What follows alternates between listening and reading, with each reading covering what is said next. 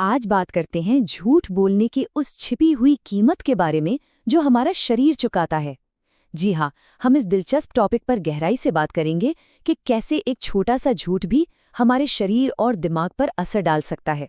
अच्छा, कभी ऐसा हुआ है कि आपने कोई झूठ बोला हो और एकदम से दिल की धड़कन तेज हो गई हो या सीने में एक अजीब सी जकड़न, दिमाग पर एक बोझ सा महसूस हुआ हो? अगर आपका जवाब हाँ है, तो ये सिर्फ आपका वहम नहीं है। सच तो ये है कि हमारा शरीर हमारी बेईमानी पर रिएक्ट करता है, भले ही दुनिया में किसी को कानो कान खबर ना हो। तो सवाल ये है कि ये सब शुरू कहाँ से होता है? इसकी पूरी कहानी शुरू होती है हमारे दिमाग से। जब भी कोई झूठ बोलता है ना, तो उसके दिमाग के अंदर समझिए एक तरह की मेंटल जिम्नास्टिक्स, एक मानसिक कसरत चल रही होती है। सोचकर देखिए, सच बोलना कितना सीधा सा काम है। दिमाग के लिए ये बस अपनी याददाश्त की लाइब्रेरी से एक किताब निकालने जैसा है, सिंपल। लेकिन झूठ बोलना, अरे वो तो एक बिल्कुल अलग खेल है। इसमें दिमाग को पहले तो सच को दबाना पड़ता है, फिर एक पूरी नई कहानी बनानी पड़ती है, और सबसे मुश्किल काम, उस कहानी को हमेशा याद रखना पड़ता है। मतलब ये सच बोलने से लगभग दुगना काम है। इसीलिए कहते हैं कि झूठ बोलना दिमागी तौर पर बहुत महंगा सौदा है। साइंस की भाषा में इस एक्स्ट्रा दिमागी मेहनत को कॉग्निटिव लोड कहते हैं। आसान शब्दों में कहें तो ये वो मेंटल एफर्ट है जो हमारा दिमाग किसी काम को करने में लगाता है। और रिसर्च बिल्कुल साफ दिखाती है कि झूठ बोलने से ये कॉग्निटिव लोड जबरदस्त तरीके से बढ़ जाता है। लेकिन कहानी सिर्फ दिमाग तक ही नहीं रुकती।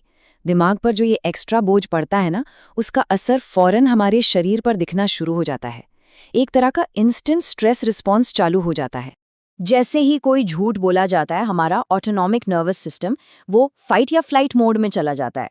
मतलब लड़ो या भागो। और इसका नतीजा, दिल की धड़कन बढ़ जाती है, ब्लड प्रेशर ऊपर चला जाता है, सांसें छोटी और तेज हो जाती हैं और पसीना आने लगता है।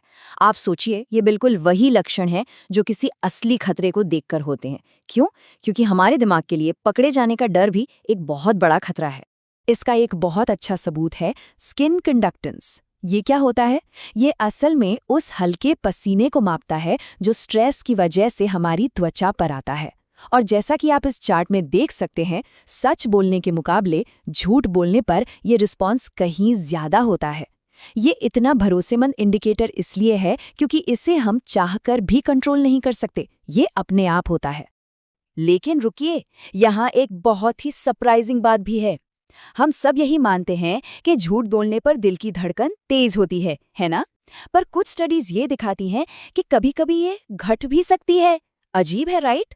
ऐसा शायद इसलिए होता है क्योंकि शरीर शांत दिखने के लिए इतनी ज्यादा कोशिश करता है कि वो ओवर रिएक्ट कर जाता है। तो ये तो हुई नर्वस सिस्टम की तेज इंस्टेंट प्रतिक्रिया।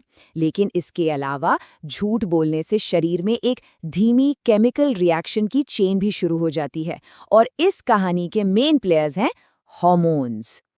ये सब होता है हमारे HPA एक्सिस के जरिए।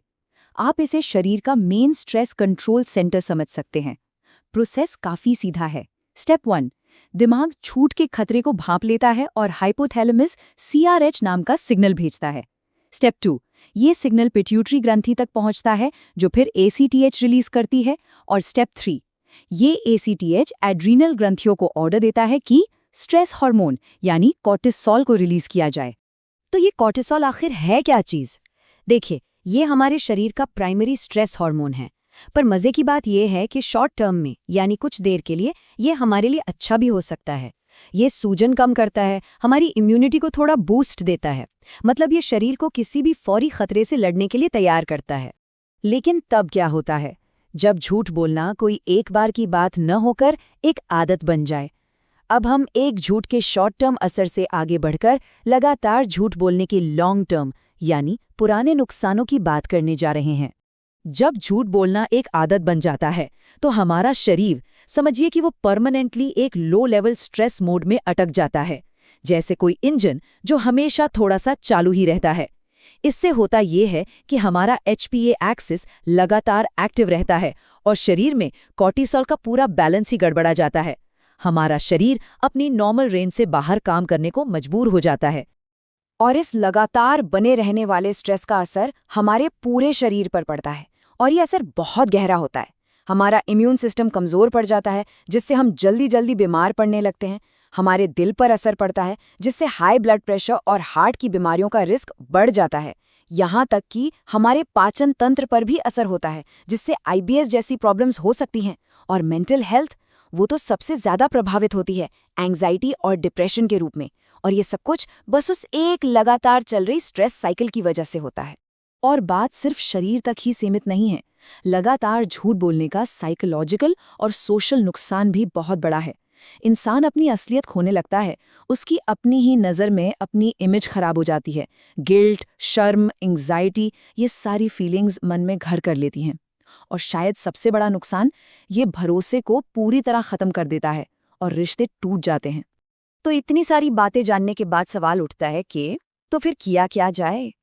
इसका जवाब छिपा है माइंडफुल ऑनेस्टी में, यानी सोच समझकर, सचेत होकर ईमानदार रहने में। इसके लिए हम कुछ प्रैक्टिकल कदम उठा सकते हैं, जैसे अपनी रोज की जिंदगी में छोटी छोटी ईमानदारी की प्रैक्टिस करें। जो सफेद झूठ जरूरी नहीं है, उन्हें बोलना कम करें। इससे आपके दिमाग पर कॉग्निटिव लोड भी कम होगा। और सबसे जरूरी, अगर कभी झूठ बोलना भी पड़े तो अपने शरीर के सिग्नल्स पर ध्यान दें, वो आपको क्या बताने की कोशिश कर रहा है। और आखिर में, इस एक बात को हमेशा याद रखें, आपका शरीर आपके सच को महसूस करता है, भले ही आपकी जुबान उसे ना बोलें।